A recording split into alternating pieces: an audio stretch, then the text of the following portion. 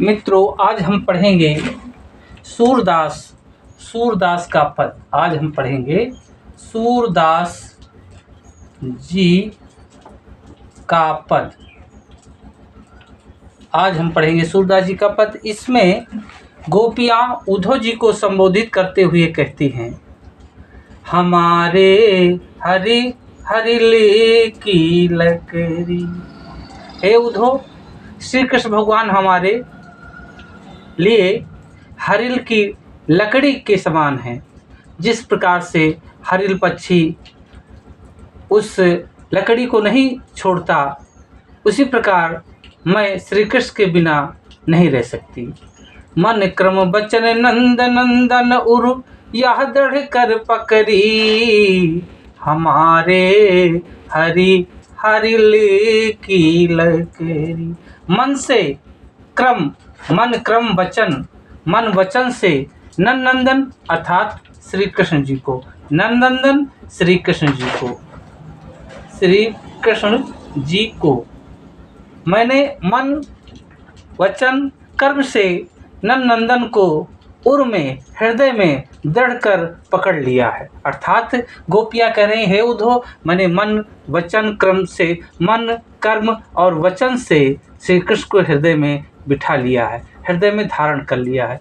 जागत सोवत स्वप्न दिवस निशि कान कान जकरी, हमारे हरि हरिले की लकड़ी। जागते हुए, सोते हुए, स्वप्न में, जागते सोते तो छोड़ो, स्वप्न में, दिन में, रात्र में कान कान जकरी, हम कान्हा कान्हा कह के पुकारते हैं।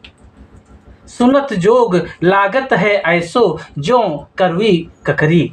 हे उद्धव, आप यद्यपि विद्वान हैं, लेकिन सुनत जोग, आपका योग सुनकर मुझे, योग माने योग, आपका योग सुनकर मुझे ऐसा लगता है जैसे कड़वी ककरी मुंह पे चली गई हो और वो करवा रही हो। यद्यपि आप विद्वान हैं, ज्ञानी हैं, फिर भी आपकी ये योग की धारणा, आपकी योग धारणा सुनकर मेरे अंदर क्या हो रहा है, ऐसे मेरे मुख में हो रहा है जैसे मैंने कोई कड़वी ककरी खा ली हो। कड़वी ककरी की विशेषता ये है कि ऊपर से देखने में कुछ ऐसा आभास नहीं होता, लेकिन जो ही मुंह में व्यक्ति रखता है तो उसके मुंह में कड़वाहट आ जाती है।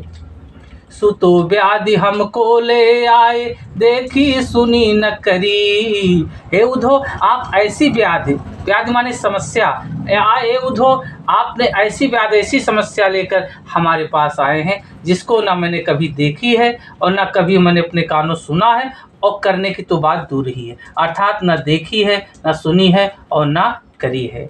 यह तो सुर तिन्हे ले सौंपो, पद के अंतिम पंक्ति में महात्मा सूरदास जी कहते हैं कि यह तो सूर तिन्हे ले सौंपो। सूरदास जी कहते हैं इसको उन लोगों को ले जाकर दो जिनके मन चकरी, हमारे हरि हरिले की लकड़ी।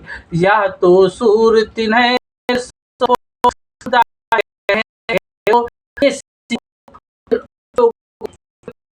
जाओ जे मन अस्थिर हैं, अर्थात उनके मन चक्कर काट रहे हैं, अस्थिर हैं। हम लोगों के मन जो है चक्कर नहीं काट रहे हैं, इसलिए इस योग को हम नहीं कर सकते।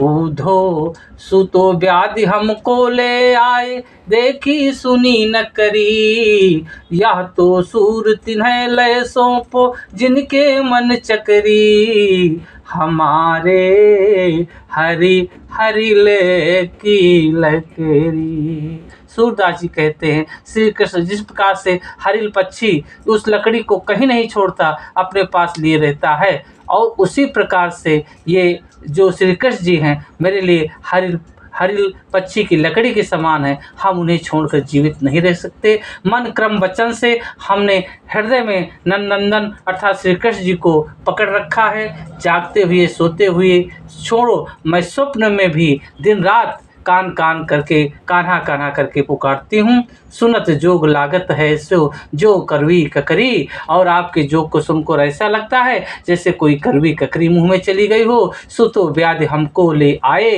देखी सुनी न करी। आप ऐसी व्याध लेके आए हैं ना मैंने आज तक देखी न सुनी है और न किया है। या तो सूर तिन्हें ले सौंपो। सूरदास जी कहते ये उनको ले जाकर सौंपो जिनके मन चक्री अर्थात जिनके मन चक्कर काट रहे हैं, अस्थिर हैं, उनको ले जाकर सौंपो हमारे हरिल की लकड़ी।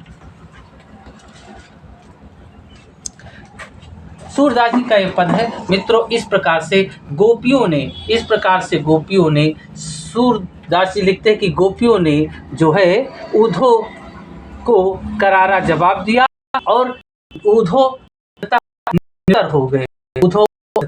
निरुत्तर। इस प्रकार ये पद का अर्थ यहीं पर समाप्त होता है।